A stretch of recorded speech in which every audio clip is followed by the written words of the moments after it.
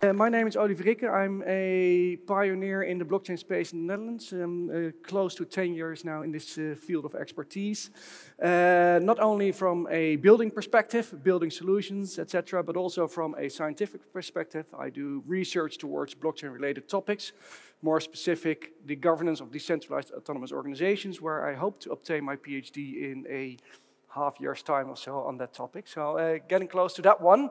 But having that said, being in the industry for 10 years, or close to 10 years, it strikes me every single time that when people talk about blockchain and about application of blockchain, and not only in industry, but also in the scientific literature, people tend to mix up all the things all the time. They mix up applications with infrastructure, they mix up what the actual characteristics of tokens are, they mix up cryptocurrencies versus tokens to start with, etc. And this is where I want to shine a little light on there. And also from a development perspective, I think it's quite interesting that you should know all these differences, because when I see that a company asks for a blockchain engineer or a blockchain developer, I would state the blockchain developer doesn't exist. You're either a network engineer or you're very good in smart contract programming or building dApps, etc.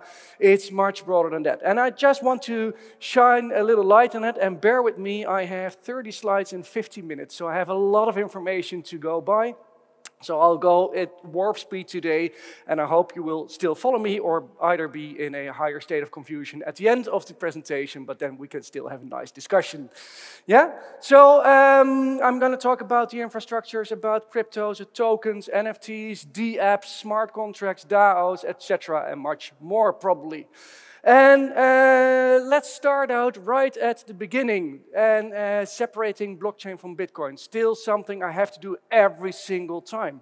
And I don't know why after 13 years people still tend to think there is a very strong connection to the two, although there is only a very weak connection to the two, to my point of view. When we talk about blockchain, blockchain is just a holistic term for technology. And there is one term being blockchain. But maybe you have heard of the fact that there are multiple blockchains out there. And now we have to start to be very precise, because there are not multiple technologies out there, there are multiple implementations of the technology out there. And that's where we refer to as being blockchain protocols. And maybe you heard of the Bitcoin protocol, and the Ethereum protocol, and the Hyperledger, etc., etc., etc. So there's one technology, and with regards to protocols, we're getting close to 1,000, because everybody copy-pastes their core software and thinks by tweaking a few things, they have a better protocol than the rest, and hope they will be the biggest one in the end. And it's just like operating systems 30, 40 years ago, where everybody thought we're gonna be the winner. Well, we're gonna see the same with the blockchain protocols to start with. And then we come to this Bitcoin on the right-hand side, where everybody during drinks always tends to talk about if it goes up or down, and nobody actually knows, despite what they all say. And that is basically nothing more than an application built on top of blockchain technology, and in case of Bitcoin, making use of the Bitcoin protocol. And is this the only application? Absolutely not. We have multiple applications. So the cryptocurrencies and the tokens is one family of applications. But we have smart contract applications. We have evidence trail use case applications. We even have decentralized autonomous organizations, where a lot of people think they will change every single organization out there, which I doubt after doing 4 years of research to them, but they do have some good upsides as well. So just to be clear, one technology, close to 1,000 protocols, or maybe 1,000 plus, and tens of thousands of applications. So this is just making the first distinction between these three elements. And if we look at the multiple layer of any blockchain-based application, there are two major layers that you always have to consider, and they are intertwined with each other. And one is every product or service that you are actually building using blockchain technology is being the application layer and the infrastructure layer. And this is something we really have to separate from each other. And these can all be set up in a really centralized way or an extremely decentralized way. While the promise of blockchain is everything is completely decentralized and nobody actually knows what the word decentralization means, we can build an infrastructure that is highly centralized and still call it blockchain, and we can build an application that is highly centralized and still say it's a decentralized application because we build it on a decentralized infrastructure. just to get you a little bit more confused. And let's start out with this infrastructure layer, this blockchain part that people talk about. So not so much the application layer. That's something we're going to talk about later on during the presentation. So what is blockchain then? And this is really high over. And probably most of you know it, mostly known because of this Bitcoin, due to the fact that Bitcoin was the first application ever to be built on top of blockchain technology back in 2009. But if we look into the description of what blockchain is basically a technology that provides an electronic public transaction record of integrity. For people who don't follow what it is right now, don't worry, this is actually copied from the Bitcoin white paper. And basically visualize it for yourself as being a public administration where everybody who wants to can read or write on without ever having to worry that somebody else performs an action he or she is not allowed to. So just imagine that we are setting up this public administration to keep track on how much money everybody has. And I hope there are not too many Bitcoin maximalists here in the room, but that's basically what a Bitcoin is, right? So if we all have Bitcoins and you have Bitcoin, you don't have to worry that he spends your Bitcoin.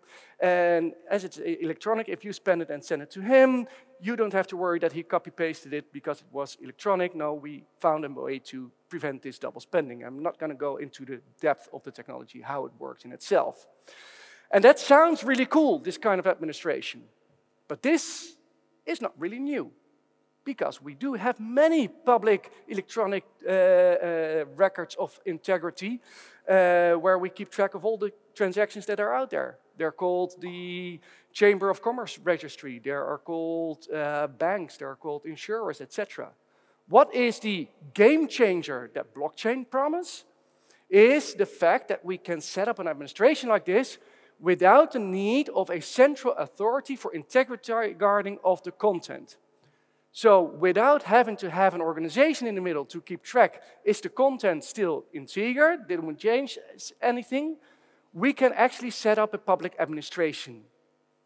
And this is what the promise of blockchain is. And if you let that sink in for a second or two, you might want to rethink how many of these central organizations we actually invented over the years. And there are many of them, going from a notary to a central bank to a chamber of commerce, etc., etc. Can we replace them immediately? Absolutely not, because we have many hurdles to tackle. And basically, they're not the technical hurdles, by the way. It's in a lot of cases a legal hurdle that we have to tackle, etc. But if we really dumb it down, and the blockchain maximalists don't always like it when I call it that, but then blockchain in essence is a very special kind of database. That is what I would like to call it just in general, but I'm cutting some corners here today. So how does this work high level? Normally, this takes me a few hours in giving class, but now I'll bring it down to one slide. It's what we call a decentralized database, meaning that the data is not stored in one place, but it's actually stored on various places. And not like this, A, B, and C somewhere else. No, every node in a network has an identical copy of the data. That's how it starts. And the second two elements, or the second and the third element, why it works, are transparency and cryptography. And transparency in the fact that everything that happens is transparent for all the users of that blockchain or of that blockchain protocol. And cryptography, well, we don't just use cryptography to hide information, we use cryptography to guard the integrity of the database and to compare if the integrity is still intact.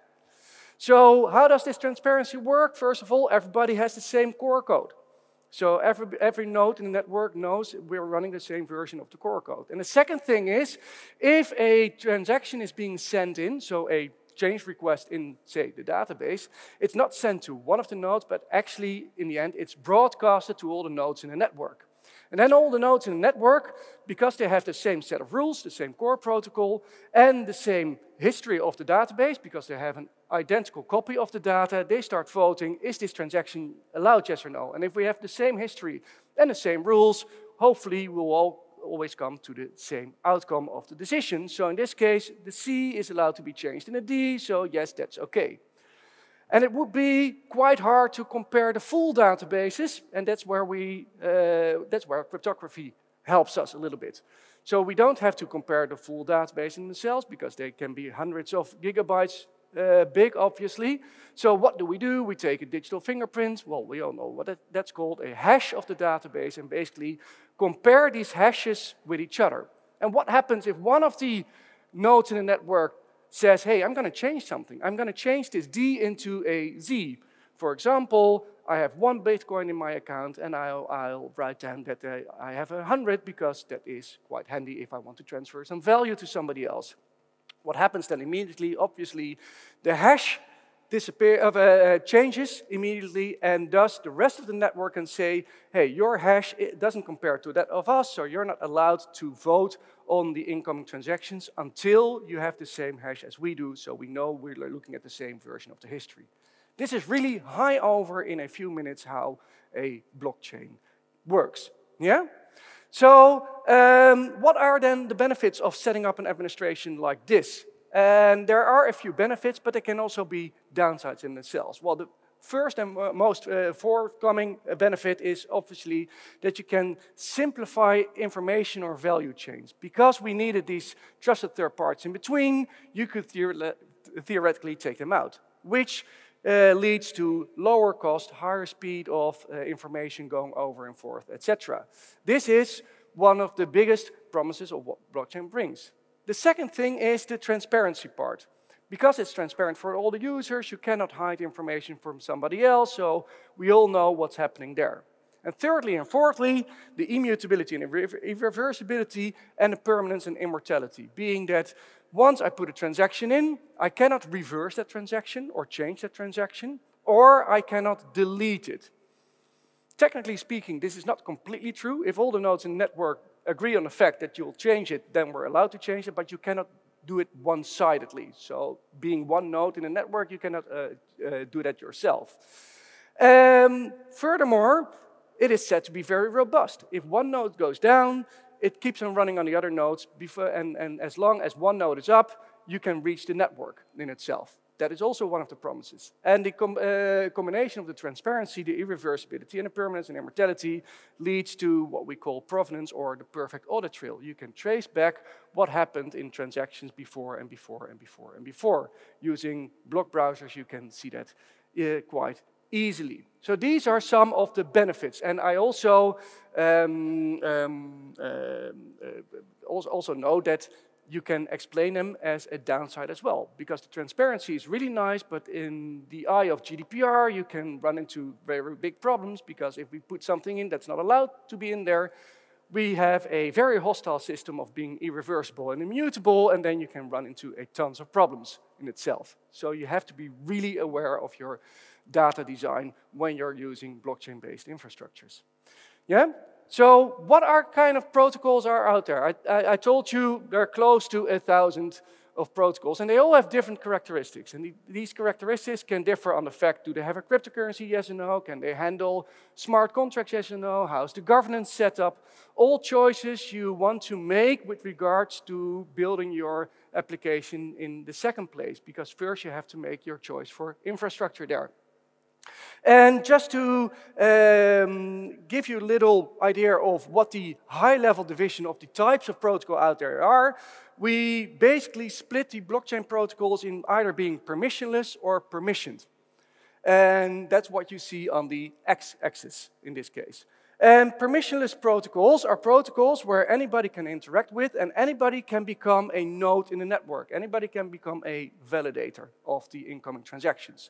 So if you go home and you say, hey, I want to run a node in one of the permissionless networks, you download the core software, you start running it, and basically you're part of the governance of the network. That's basically what a permissionless network is.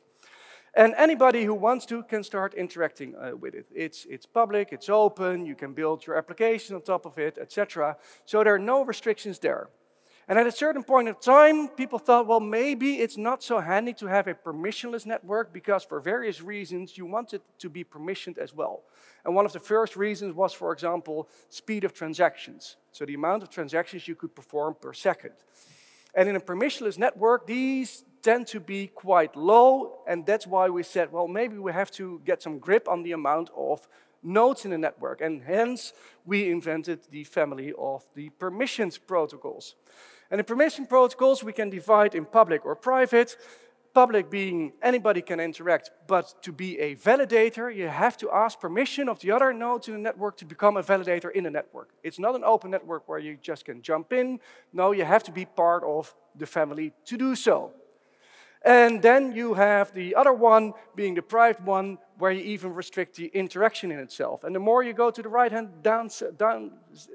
down right-hand side, the more critical you have to become with regards, why do I even set up a blockchain in the first place? Because now we can basically replace it with a normal database, which is much handier in a lot of use cases to start with. Yeah? So just a couple of, and by the way, it's a 2x2 matrix, the heaven of any consultant, obviously. And we have a fourth quadrant. That's a tricky one. Some can interact and anybody can validate. But how can I validate if I cannot read or these kind of things? So that's the philosophical difficult one, let me put it like that. Just some examples. Permissionless public blockchains, that's where we come from. That is blockchains like Bitcoin, like Ethereum. These are the open networks where you, as a developer, can also immediately start developing on. You don't have to ask permission to start developing on. You don't have to ask permission to become a node and become part of the governance of the network. No, you can start right away. The permissioned networks are, for example, Ripple and Sovereign, and if you really want to close it down, you go into the world of the hyperledgers and the Corda, although we can start arguing if we are even talking blockchain here, but that's a different discussion for during drinks afterwards.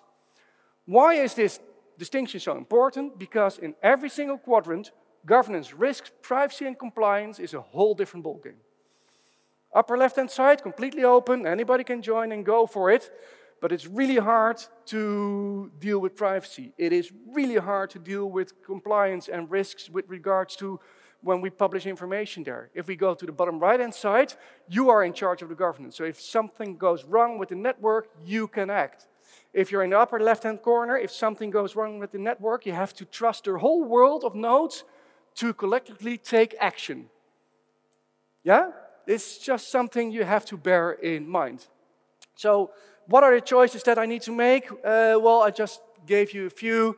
The most important question you have to ask yourself if you start working with a blockchain network, do I want to control access and updates in the network in itself? So do I want to be in charge of the governance of the network? If so, you will always end up in a permissioned network.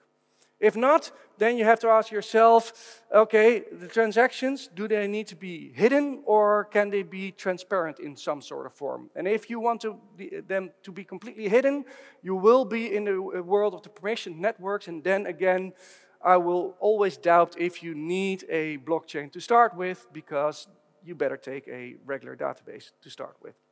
Otherwise, if you say transparent is okay, we'll come into the world of the permission blockchains, and now we come more into the functional parts, being, do I want to have fully programmable smart contracts? I'll come down to smart contracts in a second.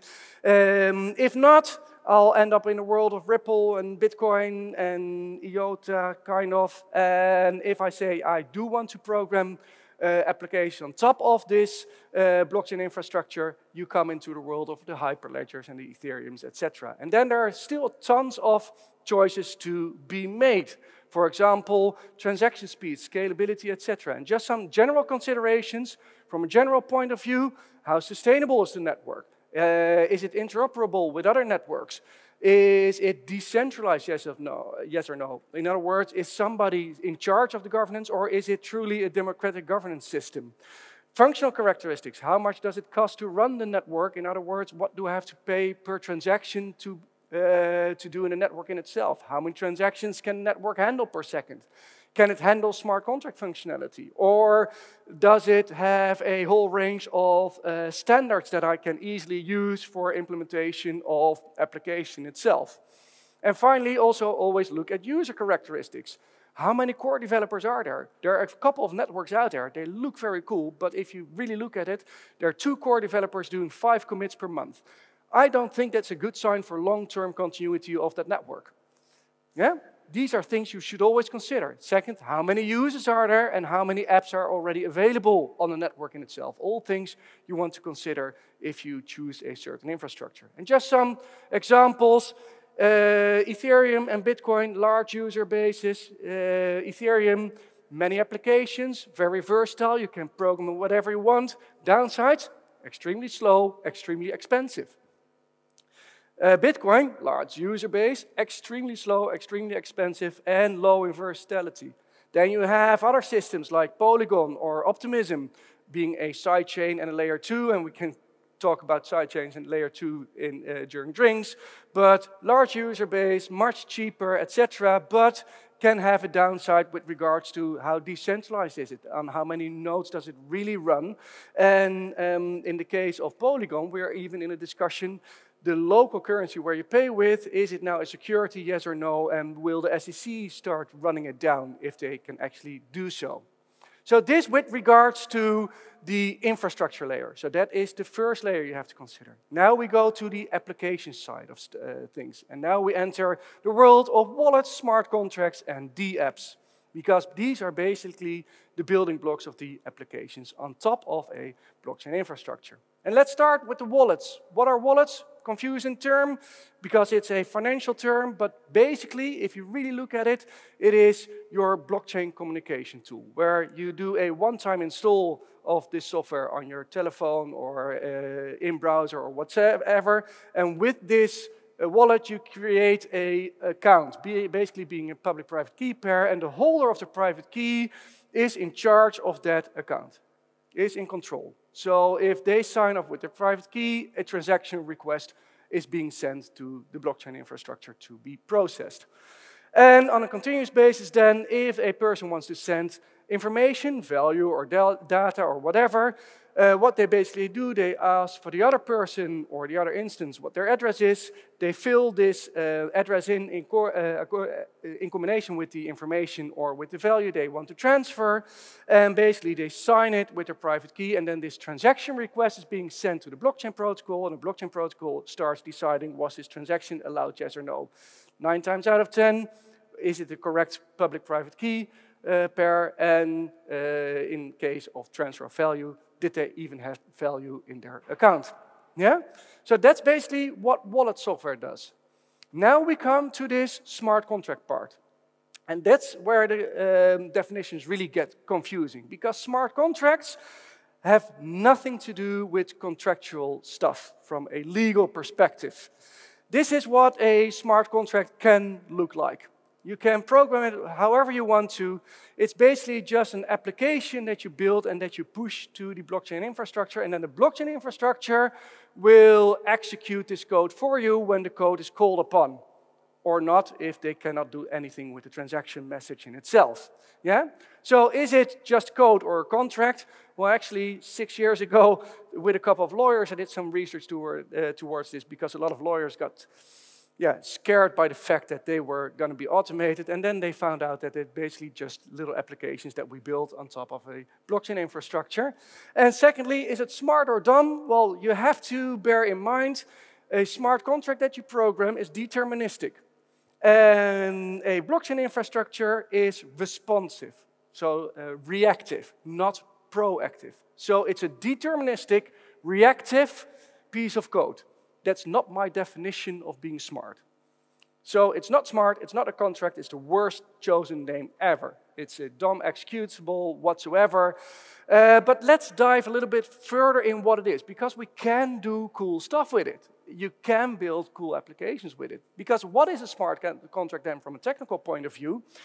It's basically, in general, and I'm generalizing it to the EVM-based smart contracts, which is basically the largest base of smart contracts, all Ethereum-based smart contracts.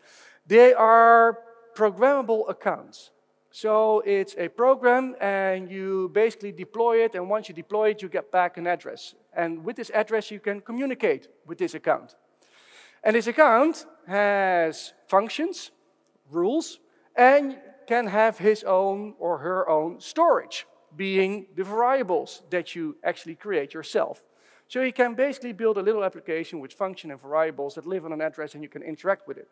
That's cool, but the coolest part is the fact that as it is an account, it can also hold on to value. So you can send value to it, and then according to the rules, the functions and the variables, etc., something can happen with that value.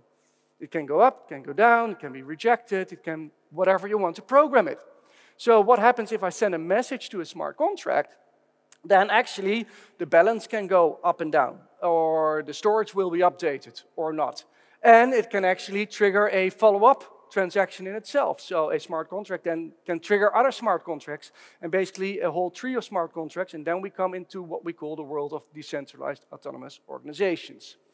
And why am I explaining this in such detail? Because these smart contracts are basically the blockchain-based building blocks of decentralized applications. So if you ever hear the word dApp, it means that somewhere this app interacts with a blockchain infrastructure, and often with a part of the code being embedded through smart contracts. That's what it does. So if we dissect decentralized applications or dApps, and really high level, we have a front end, a user interface, can be an app on a telephone or just an in-browser something there.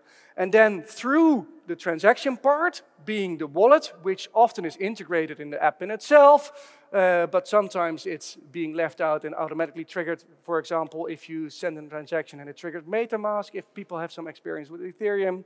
And then we have the transaction with the backend. And the backend, yes, is partially a smart contract or blockchain related, but 9 times out of 10, a lot of things happen in traditional databases as well. So as soon as we hit a part of the interaction with a blockchain-based execution of your application, then we call it a decentralized app, due to the sheer fact that the application is partially built using blockchain infrastructure.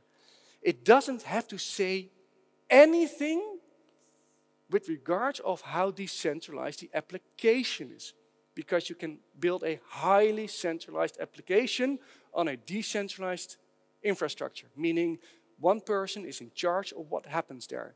And I'll elaborate on that a little bit more. And if we have some more smart contracts interacting with each other, like I said, we sometimes call that decentralized autonomous organizations, making autonomous decisions and triggering other smart contracts. For example, one smart contract is a voting smart contract. If we reach a certain percentage, it's sent automatically a message to the transfer of value smart contract, etc., etc. That's how we can build it up. So just a very brief hashes versus nodes versus blockchain, a recap, and then we're going to go a little bit more into the application side from a functional perspective. But we have blocks of data chained together through hashes. That is basically the data together with the core protocol. That is what is stored on a node. All these nodes together is that blockchain protocol, for example, Bitcoin and Ethereum, and you with your wallet are on the right-hand side, etc. So if you have a wallet, don't worry, you don't have the whole blockchain on your telephone or whatsoever. You just interact with it. Actually, there is basically nothing in your wallet. It's just a communication method with the blockchain infrastructure in itself. So let's go to the functional side of applications. And basically, we use blockchain-based applications for 3 main functions. And one is transaction of value. And I deliberately say value because this can represent more than just a monetary value, being Bitcoin, Ether, although you'll have huge discussions with the regulators if it's a monetary value, yes or no. But it can also represent a whole different range of value, being a stock in my company, being a voucher, being a government bond. And we see more and more examples coming up. And actually, and now I'm speaking for the Netherlands, it's going quite fast. There is a bank in the Netherlands who actually issued bonds tokenized. There are actually multiple municipalities who are now using with tokenized vouchers, etc. So we do see some traction, finally, after 12 years in a broader sense in this case. Second thing we can use blockchain for is making use of this characteristic of immutability and irreversibility by using it as a secure data storage. Secure data storage in the sense that once I stored it in a blockchain, that you can trust that 10 years later, this data point wasn't altered anymore. This is what I mean with secure data storage. That is how we use blockchain as well. And thirdly, for the storage of this logic, these smart contracts. So In the beginning, say up till 2015, we could only do this transaction-based. So I sent a transaction and immediately went over. And now we could store this logic in it as of 2015, and we could go to conditional payments, or we could go to conditional updates of data, etc., because we could add functions to it through smart contract in itself. And it leads to two main categories of use cases, being peer-to-peer transactions, meaning I can transact value or data without the need of a trusted third party in between, or peer-to-peer evidence trail use case. Or in other words, I can prove something to somebody else without every single time having to go to a trusted third party to verify the proof for me. Yeah? And if I just plot these examples, well, we have, for example, cryptocurrencies are an example of a simple transaction system. But if we go to the conditional payments and delivery, that's where smart contracts comes in. So you have a rule saying we're going to hold on to this value in the smart contract, and if the conditions are met, then the payment goes over. And this without the need of a notary, bank, or whatsoever. Yeah? The evidence trail, for example, trust anchoring. And I'll show you an example of what I mean with trust anchoring. And it becomes even more interesting if we go to the world of self-sovereign identities, advanced voting, and decentralized autonomous organizations. And this is truly the world where I am acting right now.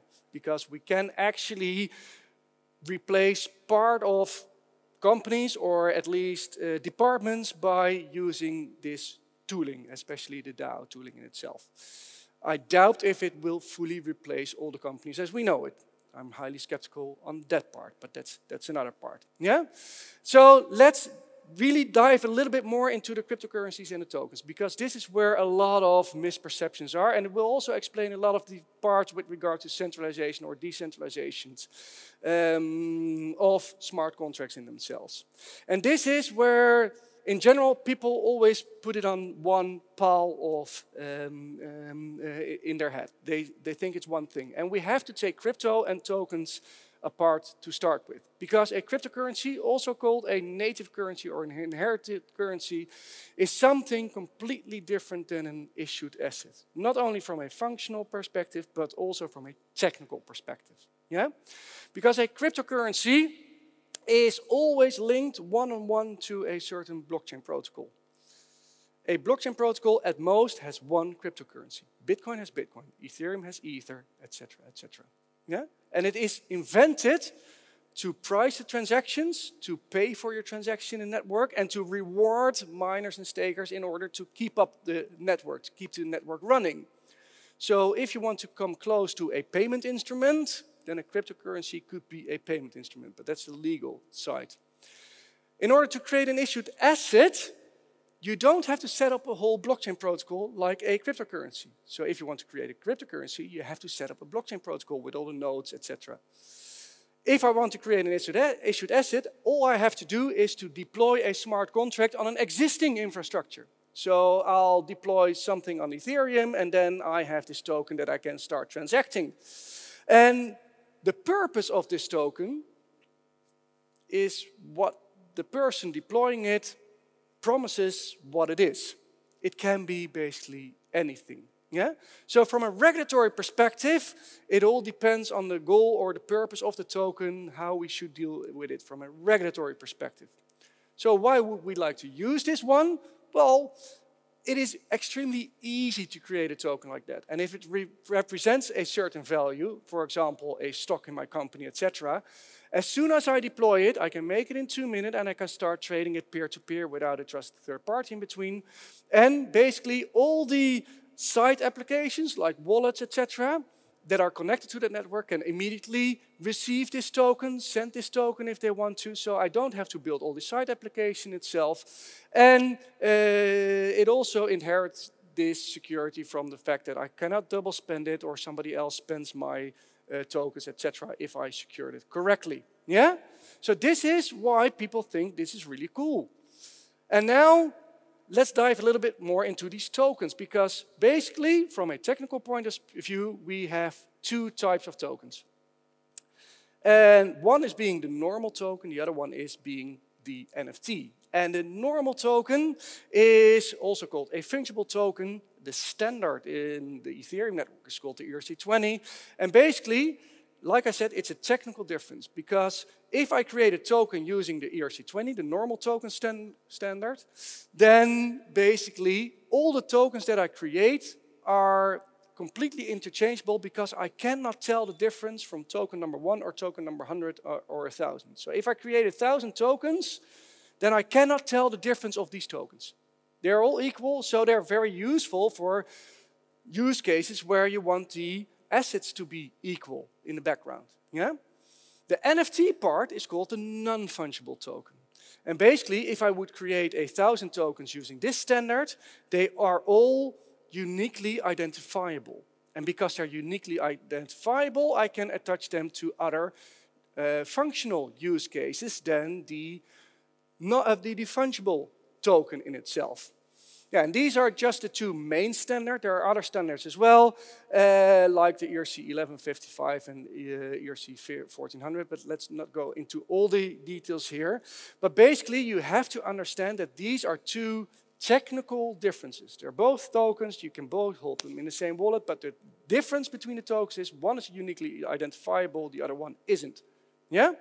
So if we then translate that to general usage of these kind of tokens, the fungible tokens are being used for securities, for payments instruments, for utilities, and the new class as of 2024, because everybody was building products that looked like a financial product but wasn't a financial product to start with. So now the European Commission or the European Union came up with the MiCA regulation. The non-fungible tokens are in generally used for specific things like art ownership, access, IP right trading, these kind of elements, where we can attach it to a unique object. And again, this is the big promise, what we can do with it, but we have to be very skeptical on what a token then really is and what it really represents. And I want to paint an honest picture here, demystify it, and I do see a lot of nice use cases, but you have to understand how they really are being built up. The reason that these things have grown so fast is because there is this thing called the ERC20 smart contract or the ERC 721, which was basically one of the first token standards out there, and all the wallets could start receiving them and sending them.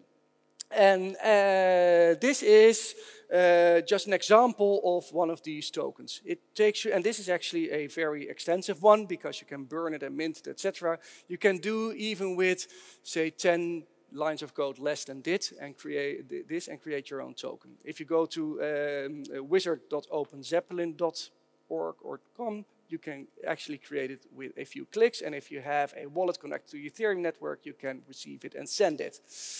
And it looks like a standard, but actually we have to be very skeptical there as well, because yes, the code is quite standard and you can start tracking it once you deployed it, etc.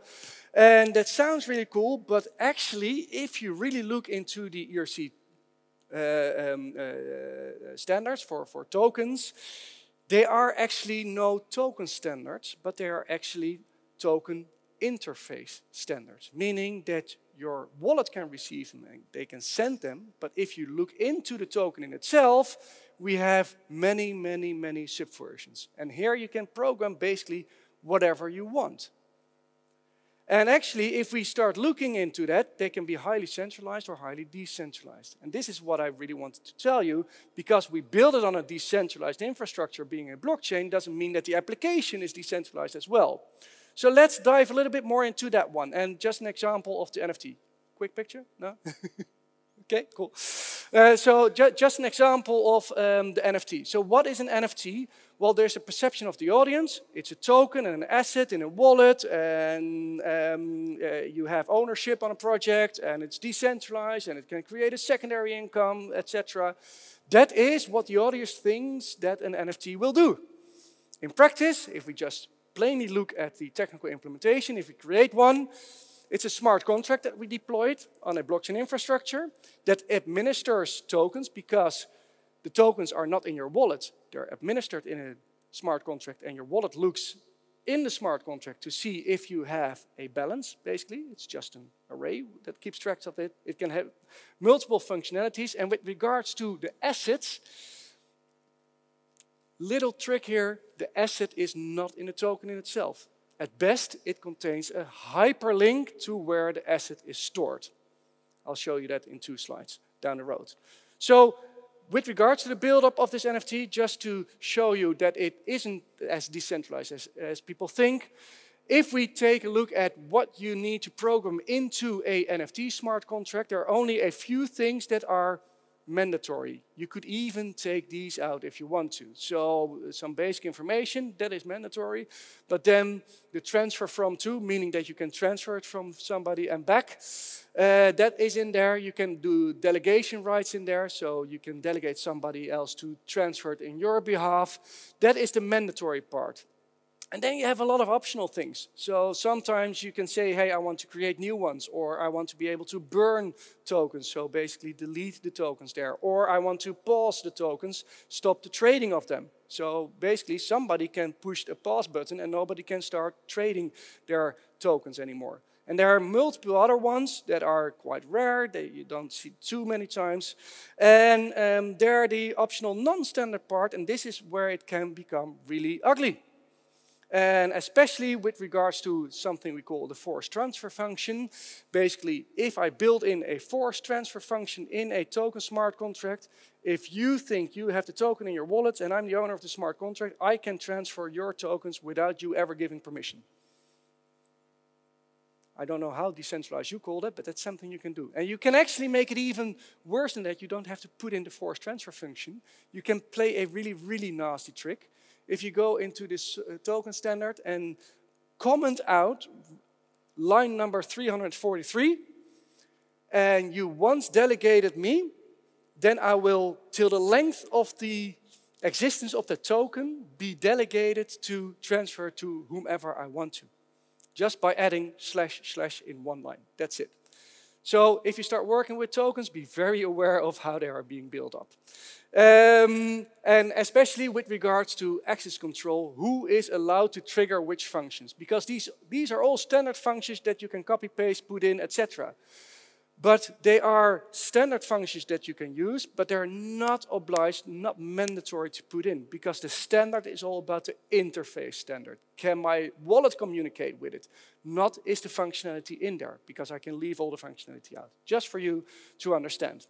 And to make matters a little bit worse, and again, I'm not against these kind of things, I just want to paint another picture, but if we connect them to assets, well, we have this smart contract, and this registers my assets, so I create these tokens with them, these NFTs, they're uniquely identified, and then through my wallet I can look into this smart contract, do I have something in my account, yes or no, so is an NFT in my account, and this is basically where the standard refers to this communication line, yeah?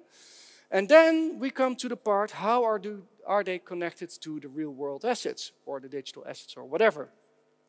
Well, basically, in this NFT, you can actually register a hyperlink. And this hyperlink refers to a JSON object. And this JSON object actually contains information with regards to the asset this NFT represents. Yeah? And actually, only this part is stored on a blockchain, immutable, irreversible, etc. This is the tricky part. The part that says what your asset is 9 times out of 10 or even more not stored on chain. It's stored on a database somewhere else, and at best an IPFS location. So you have sort of certainty that it's not deleted. Yeah? Same goes, your wallet is also not on chain, it's off-chain information there. So only this part is guaranteed by the security of the decentralized infrastructure, the rest is not. And if you take a look at the fungible tokens, so this is for the non-fungible tokens, the fungible tokens doesn't even have this, so it's a promise what it represents. It's something you have to bear in mind when you build it. And this is sometimes called the Oracle problem. How do we know where it was stored in the first place? And just to show you how transparent they are about this fact, let's take the most well-known NFT out there in the market. It's also the most crazy part that people pay a lot of money for it. You probably have seen this one before. It's called a Bored Ape. If not, this one is worth quite a lot of money for some reason. And if you go to Etherscan, which is a blockchain browser, you can look into the contract in itself, so the ERC20 contract. And if you ask, okay, where is this actually stored, they will give you a link, in this case an IPFS link, to where this metadata is stored. So the token in itself doesn't contain this picture. And this picture is literally worth tens of thousands of dollars, if not more. Yeah? So it's a link to IPFS. If you open this one, here's your JSON object. And in a JSON object, there is a link again where the image is actually stored. So it's a link to a link. That's what you have in your hand when you have the token itself. I just want to show you how this is linked. Let's go to the more positive side. I have 5 more minutes left, and then I have to... I had 2 more. Yeah. So how do we use these smart contracts for other uses than ugly ape pictures? And this is how we implement them in multiple municipalities right now. So this is what I think the kind of cool use cases. For example, the Allowance smart contract is, I am a parent, I have a kid, and I don't want to give value directly to my kid. Well, I have a son of 7 and a son of 10. I can come up with a lot of reasons not to give value directly to my kids. And basically, I send this in a smart contract. The smart contract can hold on to the value, and I, as a parent, don't have anything to say anymore because the code, the functions, and the variables of the smart contract determine what happens. And I programmed it in such a way that the kid now, through their wallet, can actually move the tokens. So what's the point in the first place? Well, we put a whitelisting and a blacklisting in there. And this is what we see at certain municipalities. The most prominent one of last year was the energy token in the municipality of Emmen, where 50,000 households got this system. And actually, they all got a token. They were not allowed to spend it in certain shops, but they were allowed to spend it on energy-saving stuff. And in this case, in this example, the kid is not allowed to spend it in the shop, but is allowed to pay it for tuition. And this is the rules you can put into the smart contract. So the execution and the guarding of these rules is done by the blockchain infrastructure, and you program this application the way you want to. And you can put in additional rules saying, okay, the kid is only allowed to spend it when it's 18, or when I'm dead. Well, if the kid is 18, that's quite easy, that's a counter. If I'm dead, I run into a practical problem. I cannot tell the smart contract I'm dead. So this is where we still need trusted third parties to give a signal. All right, now this person has deceased, so the money can be spent. And you can build all kind of other rules in there. Last 2 slides. So basically, how we use smart contracts as an object passport. This is being implemented in multiple ways in the Netherlands as well. Not in the least the ondernemerspaspoort, so the entrepreneur passport. And basically this object passport we built for a Caribbean island for the ship registry, where it was a paper mess, and we said, okay, we're going to create a passport in the form of a smart contract. No transaction of value whatsoever with cryptocurrencies or tokens or whatsoever, but we're just keeping track of a lot of information on this object in itself. So we can register an owner there, and the owner is allowed to fill in who's allowed to do the maintenance on the ship and who's allowed to do the certification of the ship, but they're not allowed to fill in if it was actually done. Because only the company that is allowed to fill it in is allowed to fill that part in, but they cannot put, so the maintenance part cannot put the certification in there, and the certification cannot put the maintenance in there. And in this case, we're building up an immutable history of the ship in itself and the passport of the ship, which is a huge improvement compared to the paper trail, which was completely missing to start with, to begin with. And actually, once you switch from owner, you don't have to hand over the whole paper trail. You just say, all right, this is new owner, and the whole history of what happened with the maintenance and the certification, etc., went along. Like I said, trust anchor, that's the last part. That's what we see more as well, where we don't use smart contracts at all, but just use the immutability of a blockchain infrastructure. So what do? Store sensor data in a blockchain, or take snapshots of databases and do that in a very low time interval or a very fast time interval if you want to, saying that every 5 seconds we make a snapshot of the database and just store it in a blockchain, so you can always prove that the data was in a certain form at a certain time. And especially this part is being done when we are in a high transaction business, because a lot of the blockchain infrastructure cannot handle the high frequency of the transactions. And in this case, you can actually combine the immutability in a way that you don't need a trusted third party to guarantee that it wasn't altered in itself. All right, I was going through this in a very high level, very high speed way. I gave you a lot of information, and I hope you can see the wood for the trees a little bit more right now. So we used to have a forest, and I hopefully split it down into what the soil is, what the building blocks of the forest is, and what it actually brings out, the air, so being the infrastructure, the building blocks, and the functional applications in itself. So thank you very much. I hope you enjoyed it. And if there are any questions, you can always contact me afterwards.